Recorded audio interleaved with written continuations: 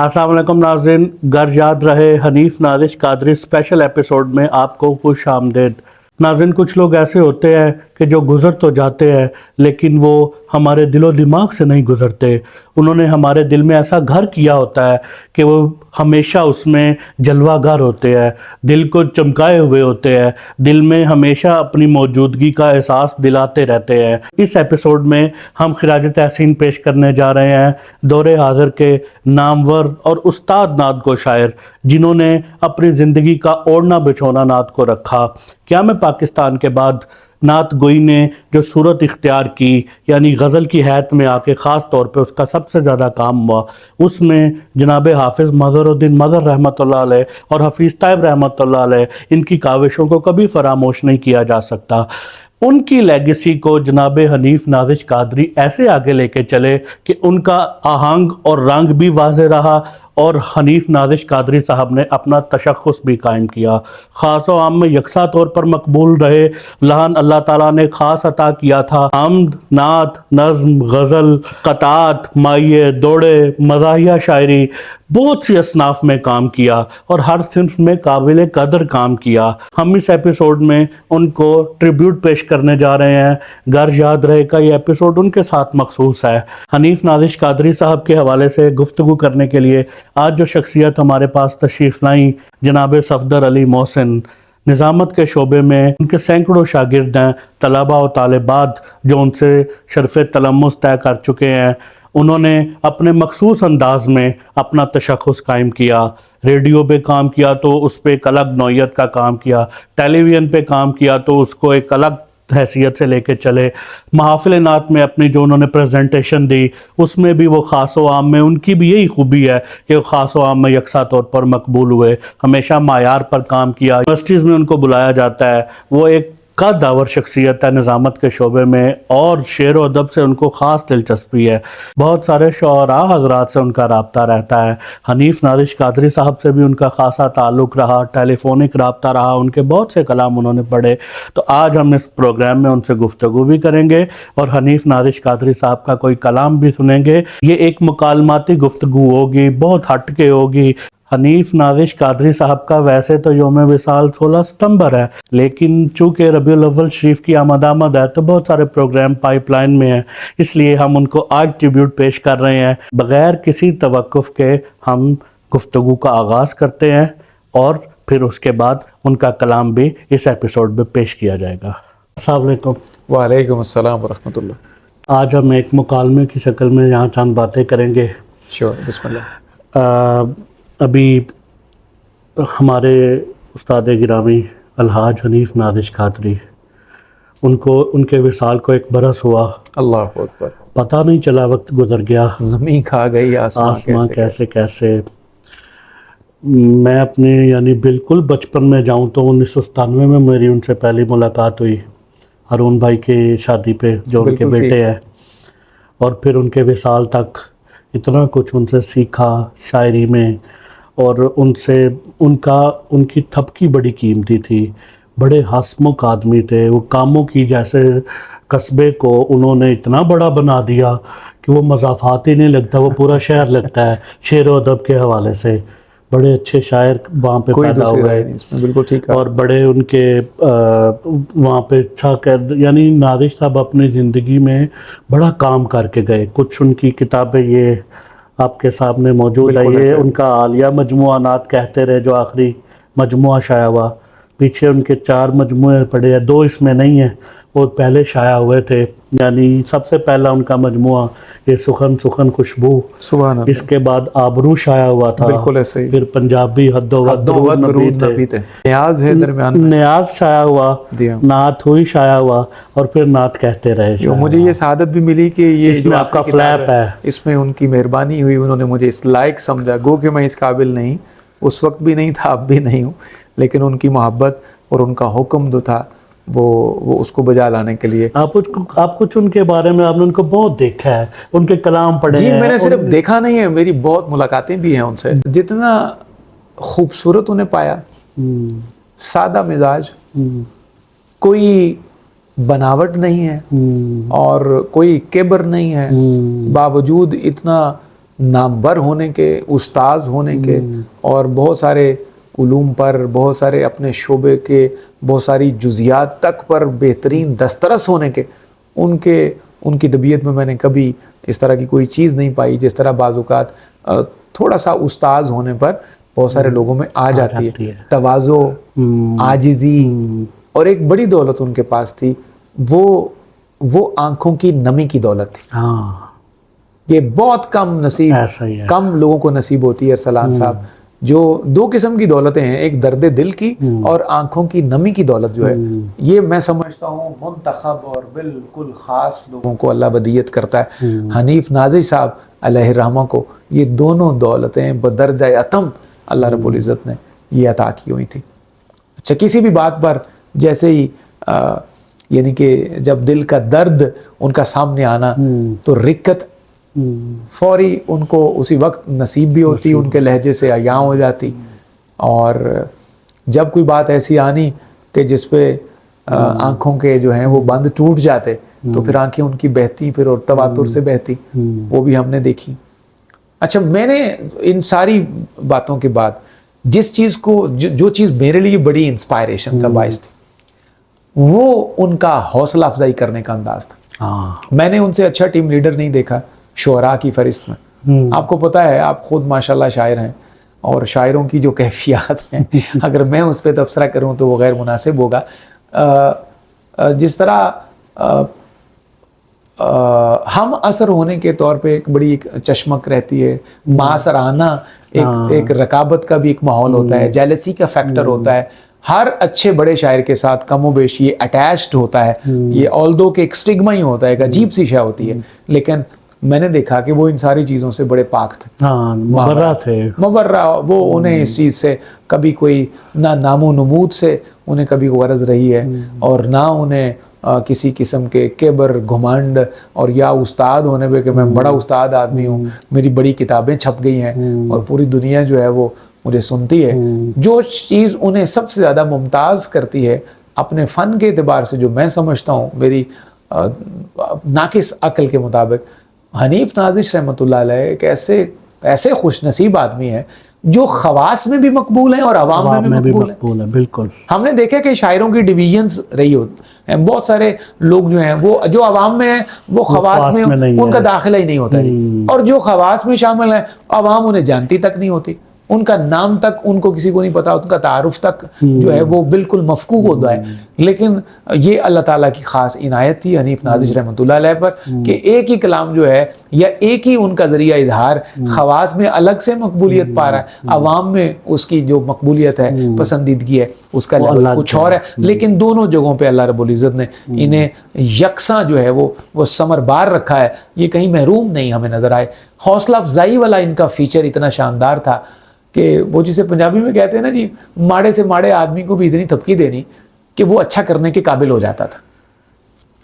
یہ میں نے بہت جونیئر کو کلام سنا دیتے تھے اور اسے پوچھ لیتے تھے کہ کوئی جگہ کوئی گل ہے تو مینوں دسو، مینوں ٹھیک کر۔ عاجزی اس حد تک اور تواضع اس حد تک کہ اپنے سے بہت جونیئر کو جو خود ان کے گھٹنوں پہ ہاتھ رکھ کے باقاعدہ ہاتھ جوڑ کے سیکھ رہا ہوتا تھا، ان کو سناتے کہ مینوں دسو ادھے وچ کوئی تانوں کوئی سکم نظر تا نہیں آیا، کوئی گھاٹا وعدہ ہے تے مینوں دسو، میں انہوں ٹھیک کر لاں۔ انہوں ہاتھ جوڑ کے کہنا استاد جی ادھے تسی تے آپ اسی تہاڈے کولوں سیکھنا ہے۔ ایک دو ایسی مثالیں میرے سامنے ہیں کہ ان کو ایک بہت جونیئر نے کسی شعر پہ مشورہ دیا، انہوں نے مان لیا، انہوں نے کہا تاڑی رائے ٹھیک ہے تھے، زیادہ ٹھیک آندا ہے۔ بڑی بات ہے، یہ کتنا بڑا ظرف ہے، لوگ ایسے نہیں کرتے۔ حالانکہ آج کے دور کا وتیرہ یہ ہے کہ مستند ہے میرا فرمایا ہوا، تو بڑی بات ہے، یہ بڑے آدمی کی نشانی ہوتی ہے کہ وہ جو بات اسے اپنی دانست میں زیادہ بہتر لگے تو وہ کسی چھوٹے آدمی کی بھی قبول کرتا ہے۔ حمد، نعت، غزل، نظم اور دوڑے، مائے، قطعات، اردو، پنجابی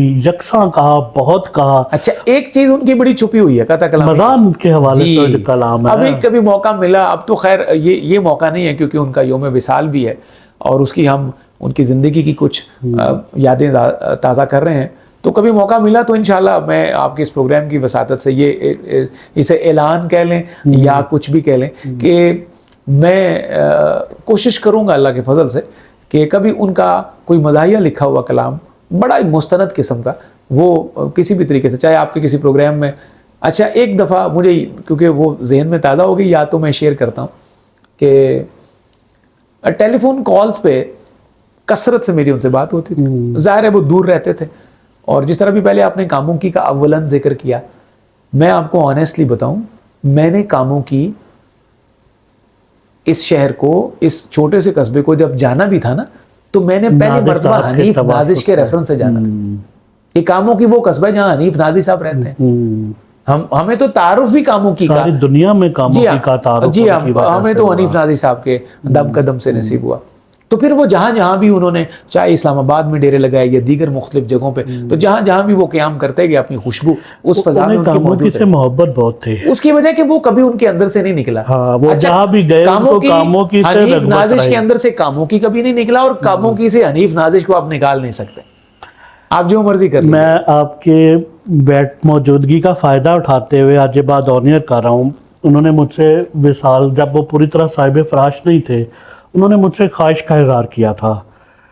وہ اس کے بعد شاید انہوں نے میرے سے ہی کیا, کسی سے بھی نہیں کیا. میں نے ہارون بھائی سے بھی بعد میں یہ بات کی. اچھا, مجھے نازش صاحب کہتے ہیں کہ یار دعا کر میں کاموں کی چمر نہ جانا. اللہ اکبر. مطلب وہ ان کے دل میں یہ خواہش تھی کہ میرا وصال وہاں پہ ہو.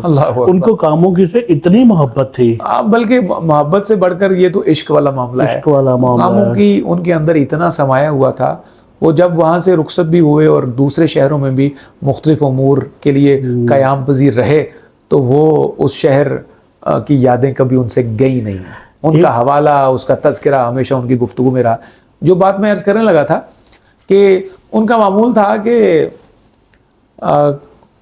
کال کرتے, تو میرا جواباً اور محبت کی وجہ سے بھی اور احترام کی وجہ سے, تو میں نے ان سے عرض کرنا کہ میرا پیکج لگا ہے تے تسی فون بند کر دیو. کہنے لگے میں تہاڈی گل دی سمجھ آ گئی, کرو پھر چھیتی فون کرنا, دیر نہیں لانی. میں نے فون کرنا, اور جو میرے خیال میں کم سے کم اس کا دورانیہ ہوتا تھا وہ بھی کم از کم کو گھنٹہ, ڈیڑھ گھنٹہ, 2 گھنٹہ, بلکہ درمیان میں آپ کو پتا ہے کہ 1 گھنٹے کے بعد آٹو پہ کال کٹ جاتی ہے. تو جب کال کٹ جانی اور دوسری دفعہ جب میں نے کال ملانی, تو انہوں نے کہا کہ یہ مطلب ہے کہ سانو گھنٹہ ہو گیا سی. میں کہ جی گفتگو کر دیں, اس پہ پتہ ہی نہیں چلتا تھا. تو کلام سناتے, اس پہ اپنی رائے, بڑے آدمی ہونے کے باوجود رائے طلب کرتے کہ اے کوئی چیزاں میں تانوں بھجوا رہا ہوں, اے تانوں میں لکھا دیں گا. یا بعد میں جب واٹس ایپ کی سہولت بھی آئی, تو وہ اپنے نواسے سے کہتے تھے, جی کہتے خود تھے, ٹیکسٹ ہی کرتے, ہاں خود ٹیکسٹ کرتے تھے. بعد میں مجھے نے کہہ رہی ہے مینوں تے نہیں آوندا, تے اے میں اپنے پتر نوں آکھاں گا اے تانوں واٹس ایپ کر دے گا. تو پھر واٹس ایپ بھی کرتے, حمزہ یا حیدر, حمزہ اور حیدر دونوں میں سے کوئی نہ کوئی جو دستیاب ہوتا, تو واٹس ایپ بھی کرتے. اچھا, ان کا ایک عجیب انداز تھا ان کا شاباش دینے کا. اچھا, میں پروگرام کر کے نکلا ہوں کیو ٹی وی سے, کبھی کوئی, اور زیادہ تر ان کی جو شاباش آتی وہ پنجابی پروگرام میں آتی, سونے میریاں سن لے صداواں, روفی صاحب کے ساتھ. اچھا, میں پروگرام کر کے, ابھی کیونکہ لائیو پروگرام ہوتا تھا, ابھی میں پروگرام کر کے گاڑی میں آ کے بیٹھتا تھا, تو ان کی کال ٹھیک اسی وقت آنی. یہ ان کا معمول ہوتا تھا کہ جس ایپیسوڈ میں شاباش دینی ہوتی تھی, تو کال آنی, تو میں نے مسکرا کے جو تھا نا زیر لب میں پہلے ہی میں مسکرا رہا ہوتا تھا کہ نازش صاحب کی کال آ گئی, وہ شاباش ہی ہوگی. اچھا, کال آن کرنی تو پہلا ہی جملہ, ماشاءاللہ کیا سونا سوٹ پایا سی ہے جی, نیلا سوٹ دے ہوتے فلانی ویس کوٹ. اچھا, پوری جزیات کے ساتھ بتانا. نہیں, وہ پورا کینلی دیکھتے تھے ہر چیز کو. اچھا, اس حد تک دیکھتے تھے کہ جب کبھی مجھے چشمے کی ضرورت پڑ جانی, تو انہوں نے کہنا اچھا اینکاں لگ گئی نا تانوں بھی. میں کہا جی ان کی کریے, مجبوری بن گئی. تو سوٹ کی تعریف کرنی, کلر کی تعریف کرنی, رنگ بڑا سونا سی آج ماشاءاللہ, تے بہت سونے پہ لگتے سے, اللہ نظر بد تو بچائے. ویس کوٹ بڑی خوبصورت لگتی پئی سی, تے جڑے مصرے پڑھے جے نا سبحان اللہ, بڑا ہی لطف آیا. تے میں تے وہ جڑا نا جی وہ شاباش دین واسطے تو ان کال کی تھی, اس پہ پھر کوئی بات چل پڑنی, اور کچھ نہ کوئی اور سلسلہ طوالت اختیار کر جانا.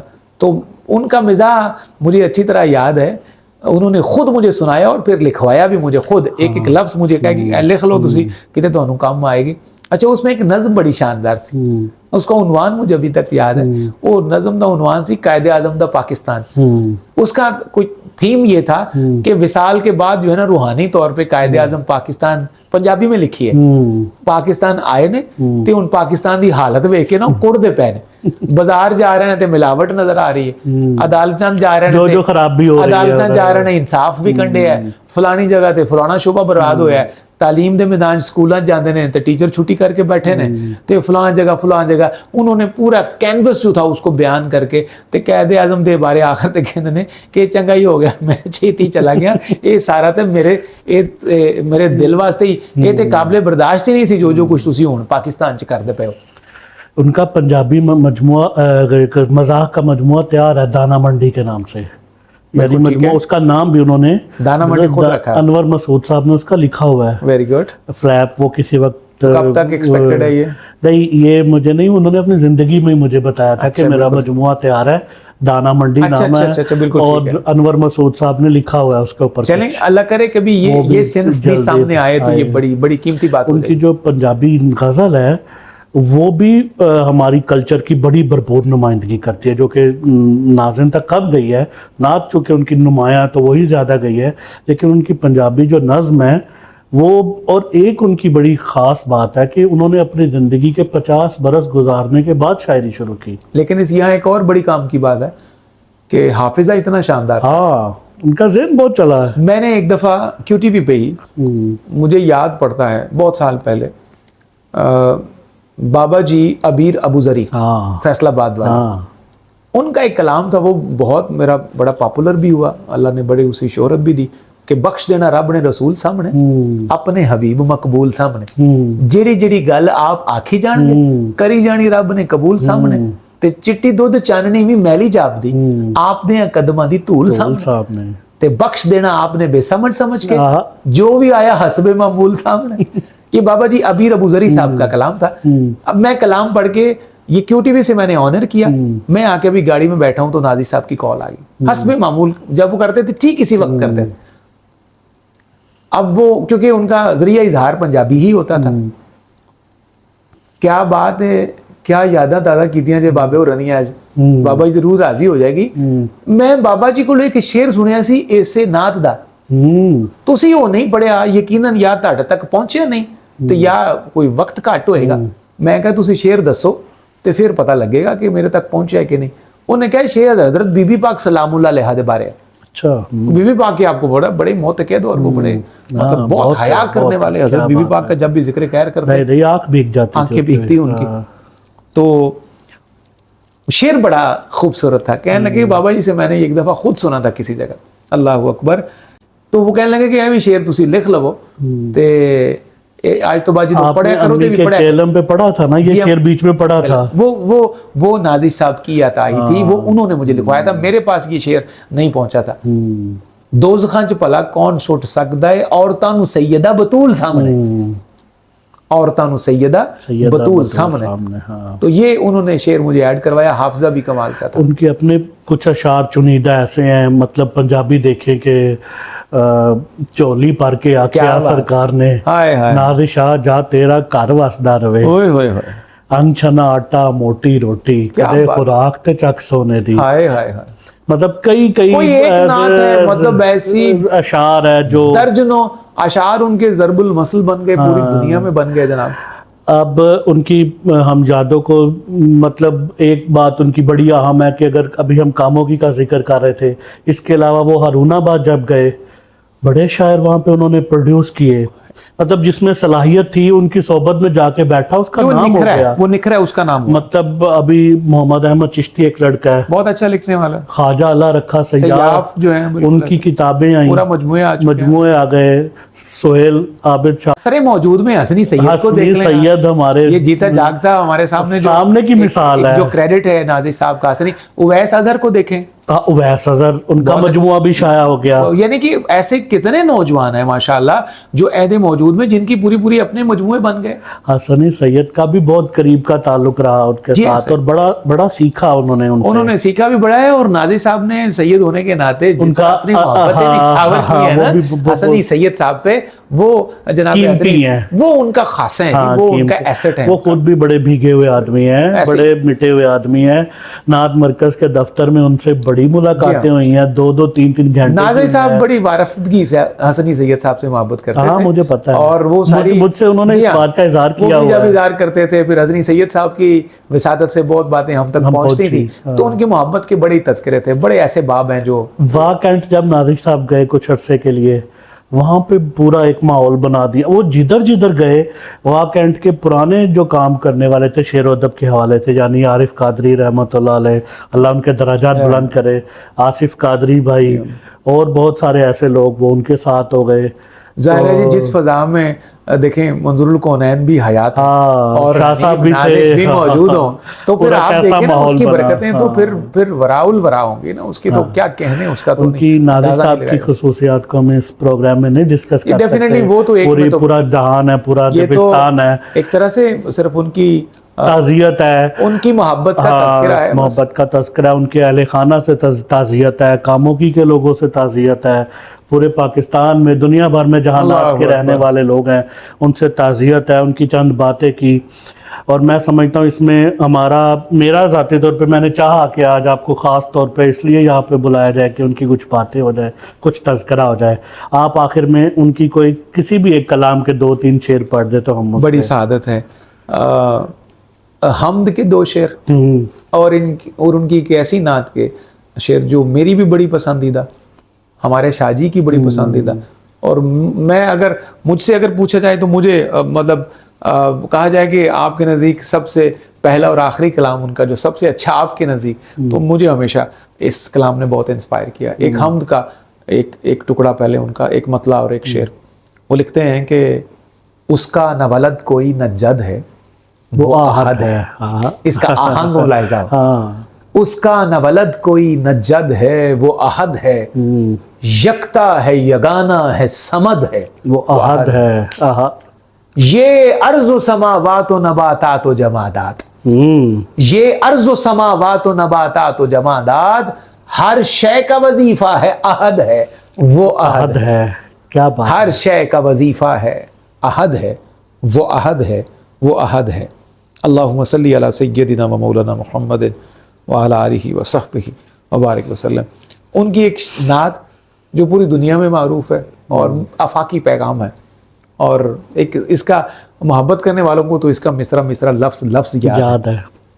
عمر بھر سرکار کی گفتگو کرتے رہے. سبحان اللہ. کیونکہ حسب حال ہے جی ہمارا سارا. مجھے جب بھی کوئی کہتا ہے کہ آپ ان کی سینکڑوں نعتیں مقبول بارگاہ رسول صلی اللہ علیہ وسلم ہے، بہرحال میرے نزدیک سب سے میری پسندیدہ یہی ہے.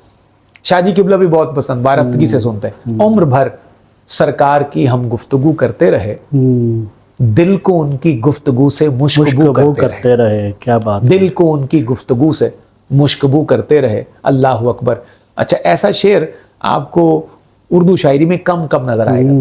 روح میں جو چاک آئے تھے گناہوں کے سبب، روح میں جو چاک آئے تھے گناہوں کے سبب، سوزنے ذکر پیمبر سے رفو کرتے رہے. سوزنے ذکر پیمبر سے رفو کرتے رہے. میں تصور میں کھڑا تھا اپنے آقا کے حضور، شہر بھر میں لوگ میری جستجو کرتے رہے. شہر بھر میں لوگ میری جستجو کرتے رہے.